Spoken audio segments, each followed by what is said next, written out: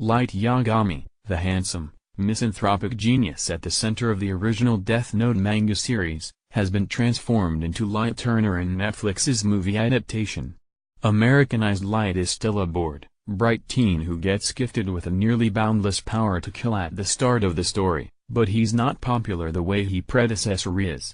He's introduced huddled on a table outside his high school doing other students' homework for pay.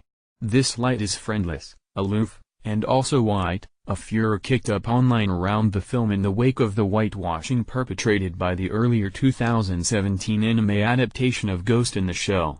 In transferring the action from Tokyo to Seattle, director Adam Wingard and producers Jason Hoffs, Roy Lee, Dan Lin, and Masaoka cast Nat Wolff in the lead role rather than an Asian American actor. Then again, Tsugumi Oba and Takeshi Obata's saga isn't Asian American either. It's imported from Japan, where it's already been the basis of 4 homegrown live-action movies with Japanese casts. In the complicated and evolving conversation about Asian representation on screen, adaptation, and erasure, it's not accurate to describe Death Note as replicating the exact outrages of Ghost in the Shell, which kept the cultural trappings of its source material while discarding the actual people. That film literally had Scarlett Johansson playing a character who had the stolen brain of a Japanese woman transplanted into the body of a white one, an accidental but incendiary metaphor for the vampirism it was perpetrating. Netflix's Death Note fails Asian Americans in the more mundane way that most Hollywood releases continue to, by not casting Asian American actors in any significant parts, a fact that has some extra sting given where the source material came from and the film's predominantly Asian American producers. But Death Note isn't an act of cultural ventriloquism or cringy Orientalism, it's an earnest, ludicrously overstuffed attempt at reworking the original story for an American context, part of the latest instance of Hollywood's long pattern of devouring international intellectual property and remaking it, for better or worse, usually the latter. From Vanilla Sky to The Departed to January's ill-fated Jamie Foxx vehicle Sleepless.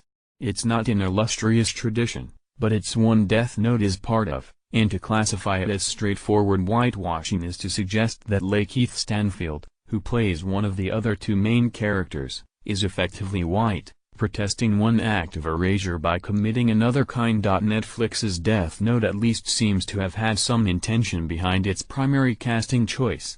In headphones, a flop of home-bleached hair, and a black t-shirt, Wolff isn't just sporting a general uniform of teen outsiders, outcasts, and burnouts, it's a look that, in combination with the aura of resentment accompanying it, feels intended to bring to mind some more specific connotations of the Dylan Klebold or James Holmes variety. Death Note's anti-hero is, like them, a spree killer, albeit one whose journey of mass murder is meant to better the world as well as serve as an act of ego.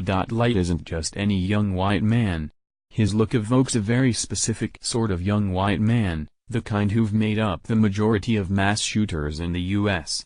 Light comes into possession of something scarier than a gun, a notebook that drops from the sky, and that allows him to dictate someone's death through the simple act of writing their name inside it.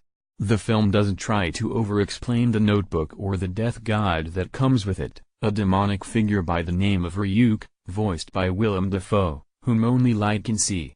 He's functionally a divine troll, and Light an overconfident Redditor sure that he knows how to fix society, a smart, bullied, self-righteous, motherless kid who comes into possession of a frightening amount of power. It's a shrewd opening gambit that hints at what Death Note could do by using its source material as an inspiration rather than a burden. But the film never fully embraces or lives up to the possibilities of its provocative, slow-motion introduction. Death Note instead tries to cover so much ground that it barely gets a handle on the mechanics of its murderous wish fulfillment and its teenage anti-hero before it sets off at a sprint. As a manga series, Death Note ran for 108 weekly chapters. Then, as an anime series, it spanned 37 episodes. The Netflix adaptation tries to cram everything into a just over 100-minute runtime. Light gains a girlfriend and partner in crime almost instantly, Mia Sutton, played by the always intriguing Margaret Qualley, Adisa.